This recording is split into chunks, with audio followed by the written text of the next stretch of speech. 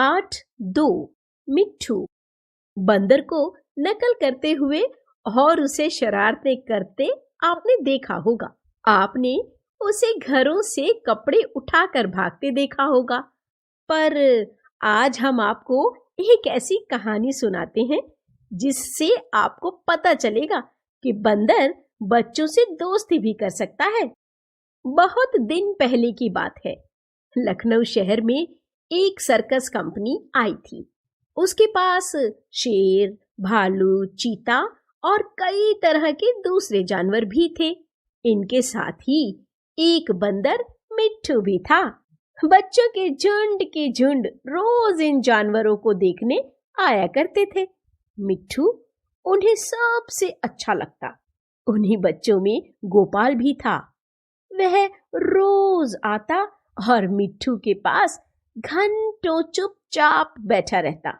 उसे शेर, भालू, चीता आदि से कोई प्रेम न था। वह मिट्ठू के लिए घर से चने, मटर, केले लाता और उसे खिलाता।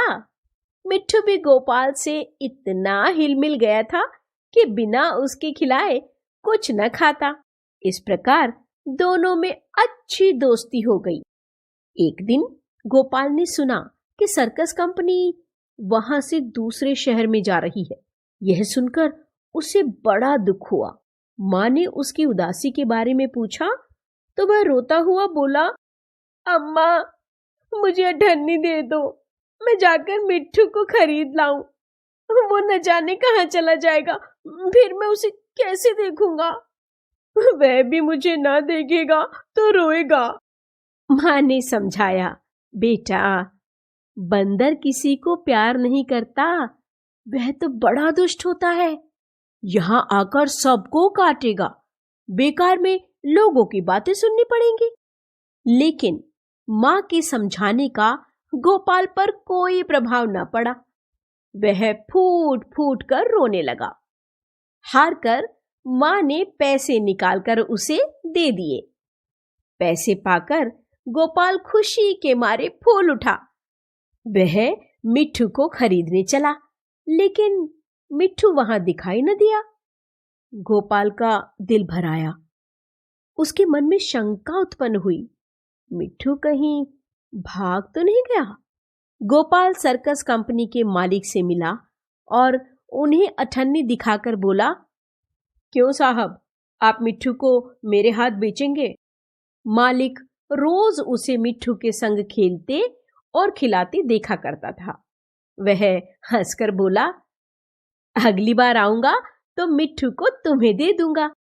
गोपाल निराश होकर मिट्ठू को इधर उधर ढूंढने लगा। वह उसे ढूंढने में इतना खोया हुआ था कि उसे किसी बात की खबर ही नहीं थी। उसे बिल्कुल पता न लगा कि वह चीते के पिंजरे के समीप जा पहुंचा था। चीता अंदर चुपचाप लेटा था। गोपाल को पिंजरे के पास देखकर उसने पंजा बाहर निकाला और गोपाल को पकड़ने की चेष्टा करने लगा। गोपाल तो दूसरी ओर देख रहा था। उसे पता ही नहीं चला कि चीते का पंजा उसके हाथ के पास पहुंच गया है।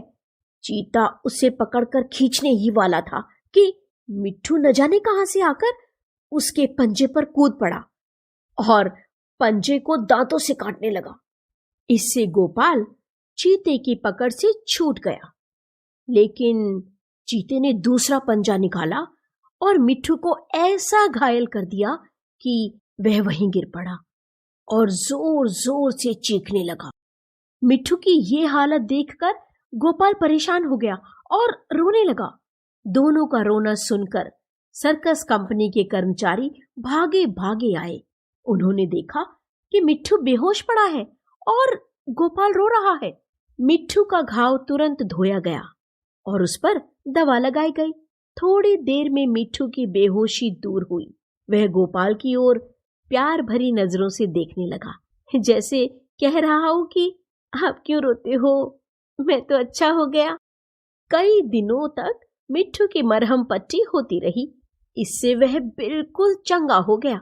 गोपाल अब रोज रोटियां लेकर आता और उसे खिलाता। आखिर सर्कस कंपनी का शहर से चलने का दिन आया। उस दिन गोपाल बहुत दुखी था। वह मिट्ठू के पिंजरे के पास खड़ा आंसू भरे नेत्रों से उसे देख रहा था। अचानक सर्कस कंपनी के मालिक ने आकर उससे पूछा, अगर तुम्हें मिट्ठू मिल जाए तो उसका तुम क्या करोगे?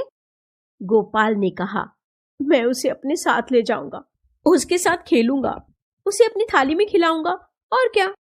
मालिक ने कहा, ठीक है, मैं अठन्नी लिए बिना ही इसे तुम्हारे हाथ बेचता हूं। गोपाल को मानो कोई खजाना मिल गया हो।